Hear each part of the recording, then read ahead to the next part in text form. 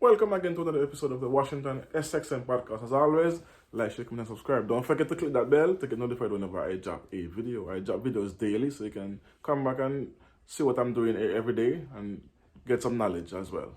So let's get into this debate with, not a debate, Thomas Sowell's having a conversation about one of his books and some of the things he talked about it. So let's get into it. In intellectuals in society, there is a spontaneous demand from the larger society for the end products of engineering, medical, and scientific professions, but the demand for public intellectuals is largely manufactured by the public intellectuals themselves. Yes. Yeah, that happens a lot. How do they manufacture demand for their The own manufacturer services? demands to get Well, money, to they- get grants one to thing is by, become rich, basically. Making a Or long to continue predictions, research. offering solutions to our problems, and they didn't do that. If Noam Chomsky had just kept on stating in linguistics, neither of us probably would have ever heard of Noam Chomsky. He would have been just as famous around the world among linguists, but nobody else would have heard of him. What do you make of global warming? Stick up in. I'm going to give some examples of what he's talking about. When intellectuals come together and create a demand, and so they can tax people and charge money and make money and become millionaires and billionaires. For example, remember when Iraq was when America was hit by terrorists and they retaliate on Iraq and say he's from there and he have weapons of mass destruction? That's one of the example of intellects come together, draft a plan, give it to the president and say, this country did it. They went, they started the country to take the oil resources, but they spend like a $2 trillion they spend on the war. So can you imagine the amount of money they have to spend to, much people make money, like contractors, billions of dollars they make. They did the same thing in Africa, and they did the same thing in Libya, as common knowledge to most people. When they go and overthrow Gaddafi, find some reason to overthrow him and take his gold and again oil, because Gaddafi wanted to do do a bank in Africa with gold dinero to trade oil for gold money, and America can't afford that, so then and it would damage the economy, so they attack. They find a reason again. Not just America, other France, Holland, England, most of their countries come together, draw a plan, use it and push it to the with the media and push it to people and say, this is the reason why we're attacking Libya. And they did make millions and billions of dollars again spent. Then who pay for it? They tax people, raise the taxes and say, oh, they use people patriotic, because people are patriotic when they come into war, and they use that and say, if you don't support the troops, then he's a bad patriot of the country. You don't like your country. So they use that and push a narrative and then do the same thing. So that's a way the intellectuals come together, draw a plan, create evidence that's not there, and then boom, make it a money thing. And they did the same thing with climate, as he's gonna explain. Let's hear what he said first before I put my 2 cents in it. Right? I think it's a classic example of the need for crusades. Now, many people are shocked by these emails. I'm not at all shocked by them. I read the original UN study years ago, and I was just curious as to how they were going to deal with it. So that's meaning he had access that to the draft from the UN. Went up first, and then there was the increase in carbon dioxide. Right. Because you can't say that A causes B if B happened first. And so I read this, and I could see they were tiptoeing through the tulips and the way they phrased things and so forth. They couldn't confront that. And now we're finding out that they knew darn well they couldn't deal with all the evidence. So it fits the pattern of a group of intellectuals, climate scientists, who have a very narrow Stick up in again. And they did the same thing recently with COVID. Remember when COVID came out? Oh, they say this is deadly virus and you have to take all these shots, and at the end of the day, you get to find out it's a flu, basically. And the shots wasn't necessary because most people body fight it off. All the people die, but the common cold kill a lot of people yearly. But they hid that from the population, and then you know how much billionaires you had after COVID because of the vaccine was created. Macron brother is one. He's a billionaire now because he owns all the companies who make the vaccine. He have shares in it. And you have the Johnson family who become billionaires a couple times over again from the vaccine. So a lot of people become millionaires and billionaires off the vaccine from COVID. So again, they create a problem, get evidence to push a narrative that it's this dangerous and we need to nip it in the bud. So you have to create these labs and this blah blah blah, and then though I forget all these shots and see at the end the shots wasn't necessary. Cause they keep adding shots, and then people didn't take it and they still here. Only the older people who body could manage it pass. I think that was one of the second goal they wanted to do, to kill out some old people so they have to pay them pension. Yeah, let's go. Potency, suddenly It's supposed to proclaiming be that about there's a climate, crisis, but I drift off. scaring the rest of us, thereby creating a demand for their services, Yes.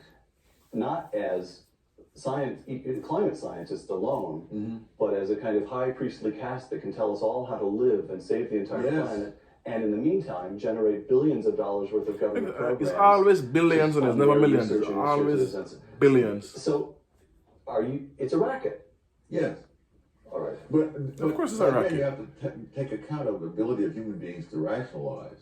I'm sure there are scientists out there. Fear is a big who believe motivator some are in much human what they're beings. saying. Fear? And there are other scientists who believe the opposite.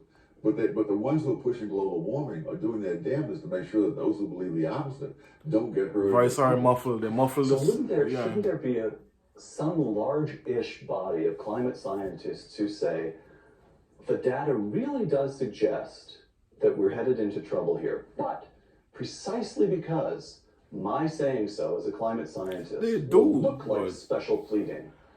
We governments as a community of all over the scientists world should works be even together. more careful Even though they about fight, being but when it come on to completely money, they transparent, tend to pushing come the together data quick out to the and fast. public. They should overcome the hurdle that it looks like self-pleading. Why isn't that taking place? There's no payoff to that. All right. Imagine There's yourself no money in as a that. professor in some department where your senior colleagues were going to vote on your pay, among other things. Have millions of dollars in grants handed out to promote global warming, and you say just what you just now said. And then they say there's no global warming. That money gonna be with hell. They don't want that. Anyway, stick up in. I finish.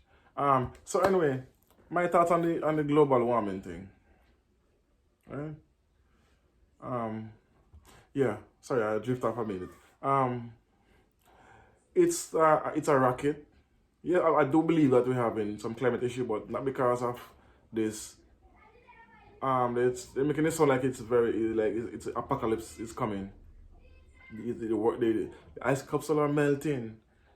The sea level is rising, and some of these countries the islands in the Caribbean won't be there no more because of the sea level rising. But I've been hearing this for decades now, like over 3 decades, and I haven't seen any of this yet.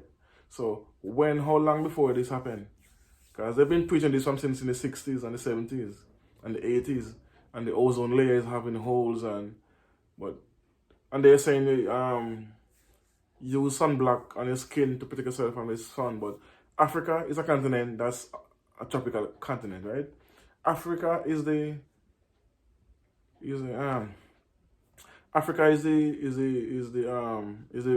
birthplace of society. Is the motherland. It's where everything started. And those people Africans who live in Africa for decades coming on up have never have this cancer that you're saying the sun gives. But this only happen to people with thin skin. Our black skin is designed for all eye care for the sun. So it's these Europeans now who pushing this narrative that you must get sunblock. Scientists get billions of dollars to push this narrative that the sun is causing cancer, and now they're saying it causes microwave causing cancer. So if scientists don't find results, they don't get grants. So if they're doing the research on all kind of things from animals to plants. We need this animal. We can't survive without this animal, and we can't survive without this plant. But the earth is still going. And there's a few things can be fixed, yes, but it's not as drastic and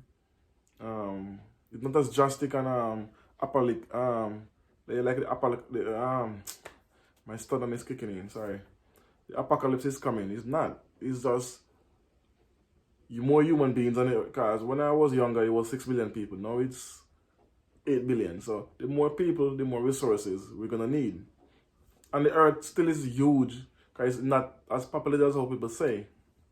the earth is overpopulated by cities, but on a whole, the earth is not overpopulated because the earth is like you have ginormous acres of land uninhabited at the moment, and we have the technology and the resources to make people live almost anywhere. So it's not like, but people want waterfront property and they're using that now to say this property going to be underwater, and then for you to move it, for someone to come and buy it and take it and then own it. It's all a trick and a money making scheme. Anyway, you don't know what it is. It's the Washington SXM podcast. Don't forget to like, share, comment, and subscribe. Leave a comment in the comment section if you agree or disagree with me, whichever one. And then I'll answer you when I get a chance. Okay? Don't know. Peace. One love. Boom.